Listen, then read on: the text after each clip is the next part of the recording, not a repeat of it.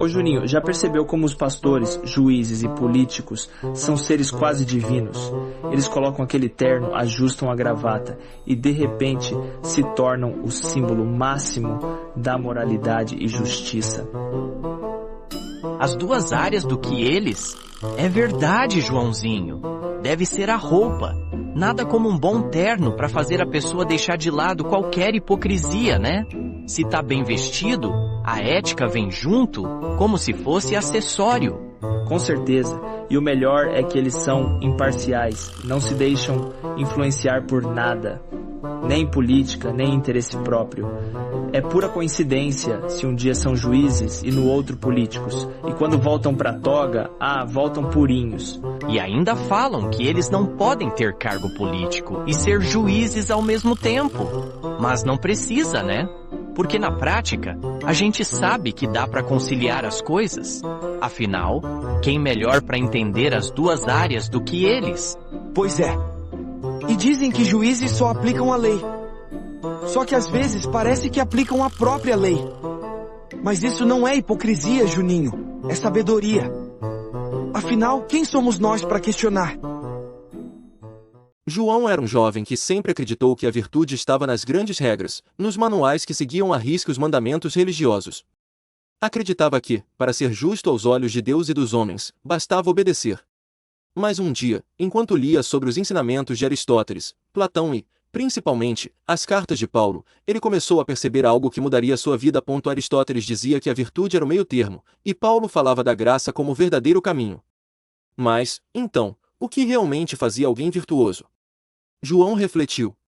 Talvez não fosse sobre seguir cegamente uma doutrina ou checklist de regras, mas sim sobre viver uma transformação interior que nascesse da graça divina.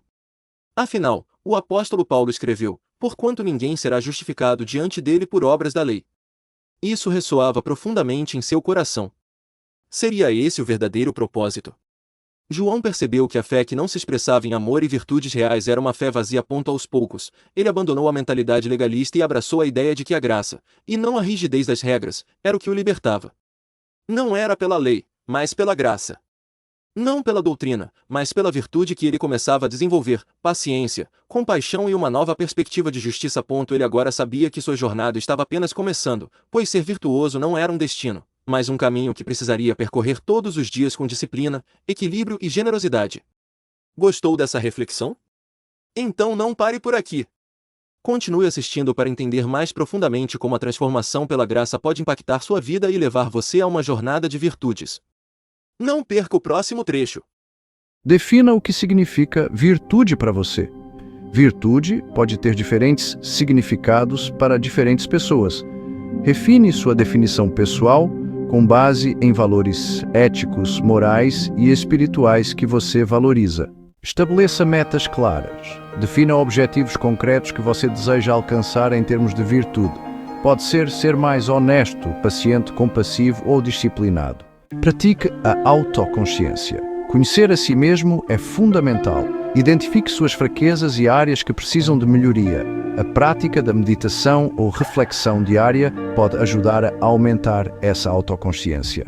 Seja disciplinado. A virtude é construída através de ações consistentes. Desenvolva a disciplina para realizar ações virtuosas, mesmo quando é difícil ou inconveniente. Desenvolva bons hábitos. Virtudes muitas vezes estão ligadas a hábitos diários. Por exemplo, cultivar a gratidão, a honestidade e o respeito no cotidiano é essencial para consolidar esses valores. Pratique a paciência. Tornar-se virtuoso é um processo contínuo e gradual. Seja paciente consigo mesmo e com o tempo que leva para mudar seus padrões de comportamento. Busque o equilíbrio. Evite os extremos e busque o equilíbrio em todas as áreas da vida.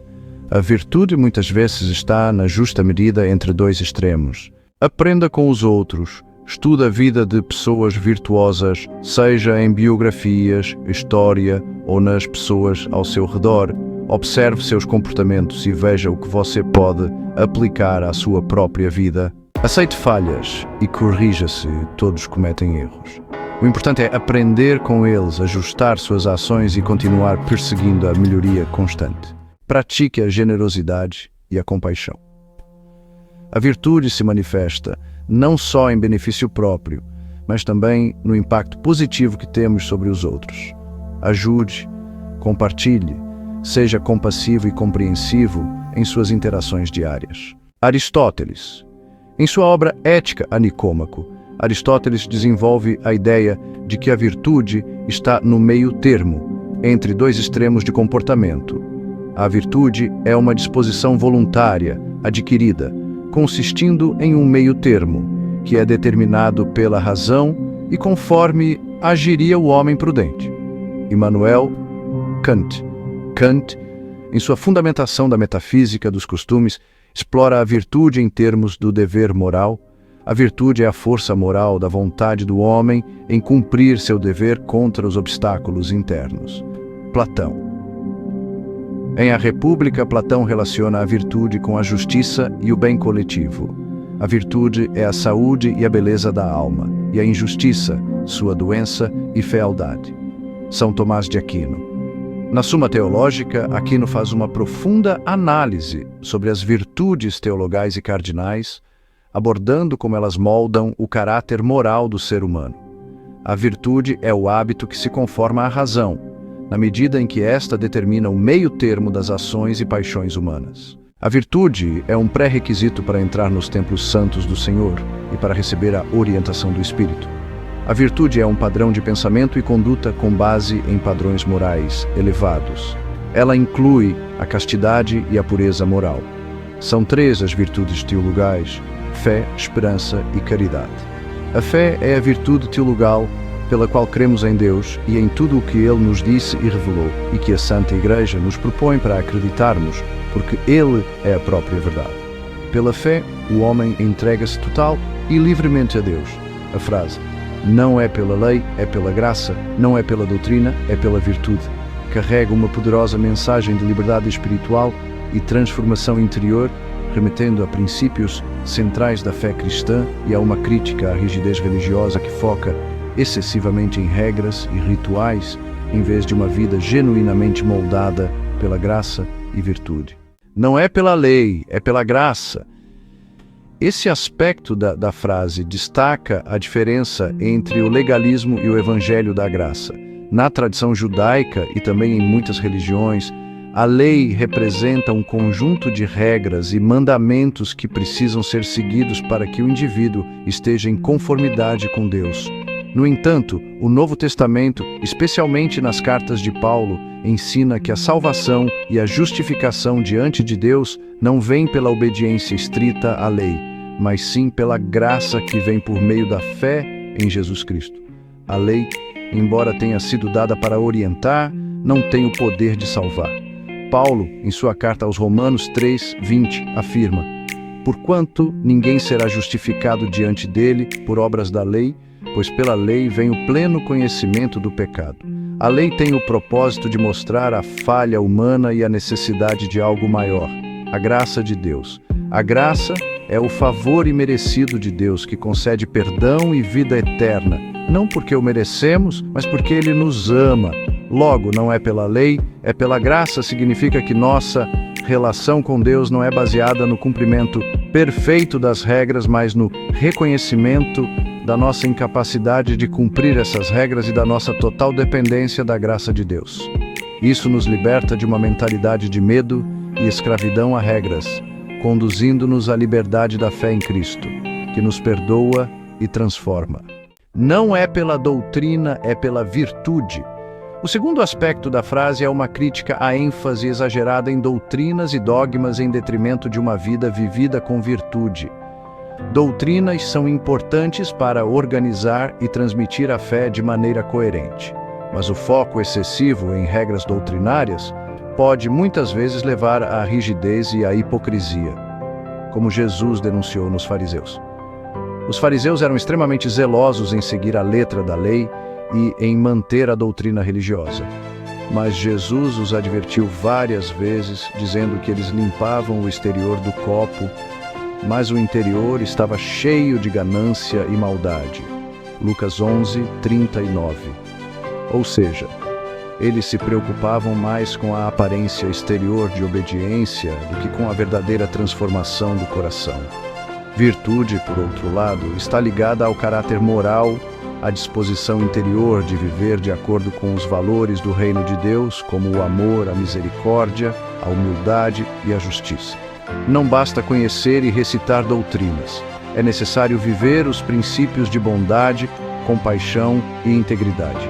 Jesus ensinou que o maior mandamento é amar a Deus sobre todas as coisas e ao próximo como a si mesmo. Mateus 22, 37 a 39. E esse amor é expressado na prática, não em palavras ou dogmas. Portanto, não é pela doutrina, é pela virtude. Ressalta que o verdadeiro cristianismo não é medido pela adesão a regras doutrinárias frias, mas pela capacidade de refletir a virtude de Cristo no dia a dia. O apóstolo Tiago escreveu: a fé sem obras é morta. Tiago 2, 26. O que significa que uma fé verdadeira, baseada na graça, se manifesta em uma vida de boas obras e virtudes. Assim, o foco deve ser mais em ser do que em parecer, em agir com amor em vez de apenas debater sobre teologia. Conclusão. A frase, não é pela lei, é pela graça, não é pela doutrina, é pela virtude, nos chama a uma fé mais profunda e genuína. Ela nos lembra que o cerne do cristianismo é a graça imerecida de Deus, que nos transforma e que, em vez de nos prender a regras e doutrinas frias, somos chamados a viver com virtude e amor. Essa mensagem nos desafia a abandonar a mentalidade legalista e abraçar uma vida transformada pela graça, onde o amor e a compaixão guiam nossas ações mais do que o medo de quebrar regras.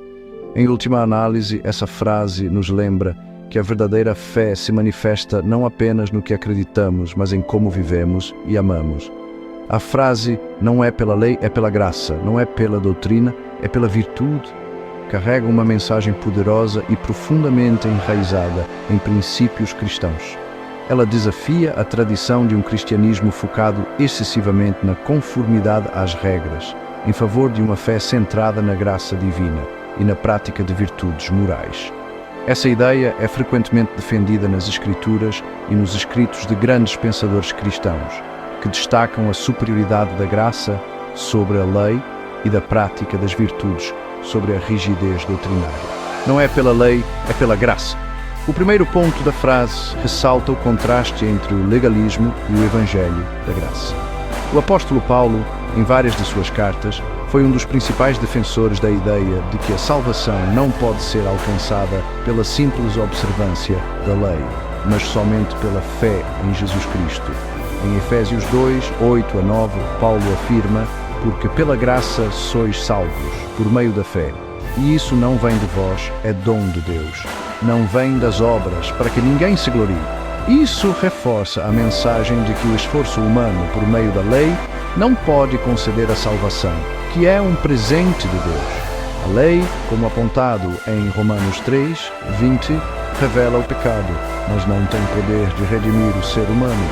Paulo diz: porquanto ninguém será justificado diante dele por obras da lei, pois pela lei vem o pleno conhecimento do pecado. Aqui, a lei funciona como um espelho que reflete nossa incapacidade de viver perfeitamente de acordo com as normas divinas, nos mostrando a necessidade da graça. Este princípio também ecoa os ensinamentos de Martinho Lutero, reformador que enfatizou a doutrina da justificação pela fé. Para Lutero, a graça é a chave que liberta o cristão do peso da lei, permitindo que ele viva uma vida de fé verdadeira, não movida pelo medo de não cumprir as regras, mas pela confiança no amor redentor de Deus. Não é pela doutrina, é pela virtude.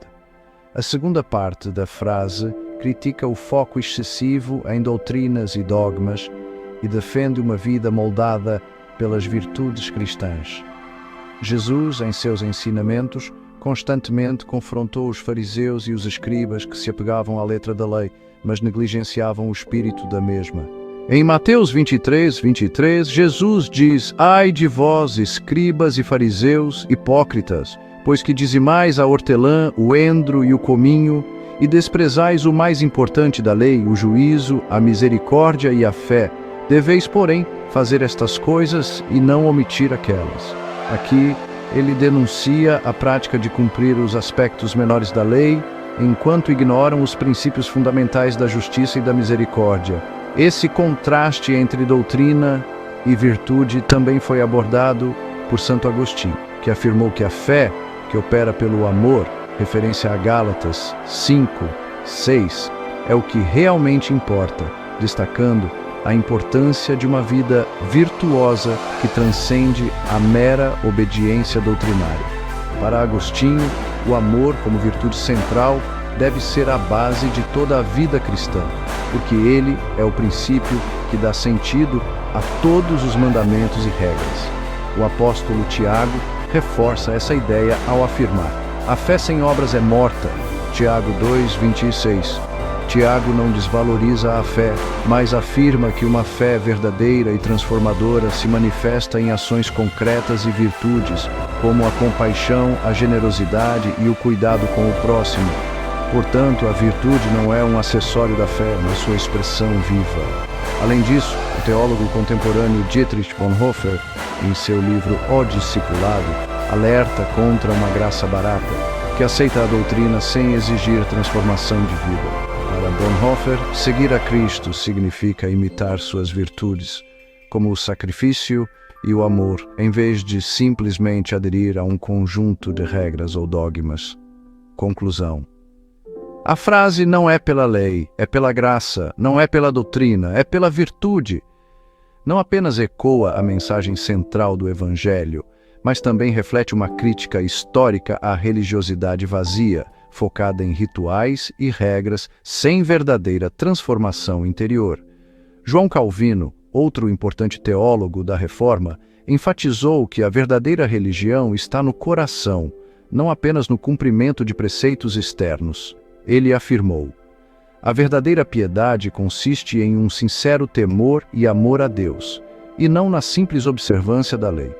Através dessas citações e exemplos, fica claro que o chamado cristão é para viver uma vida de virtude, moldada pela graça de Deus. A lei e a doutrina têm seu lugar, mas seu propósito é conduzir a uma vida de amor, justiça e misericórdia. Em vez de nos aprisionarmos à conformidade externa, somos chamados a uma transformação que vem do coração, onde a graça nos guia a viver em verdadeira liberdade espiritual e em virtude. A fé cristã genuína é aquela que se manifesta em atos de bondade e compaixão, refletindo a virtude de Cristo em cada aspecto de nossas vidas. Se você se inspirou com essa mensagem sobre como a graça nos liberta de uma vida rígida de regras e nos convida a viver com virtude, curta e compartilhe este conteúdo.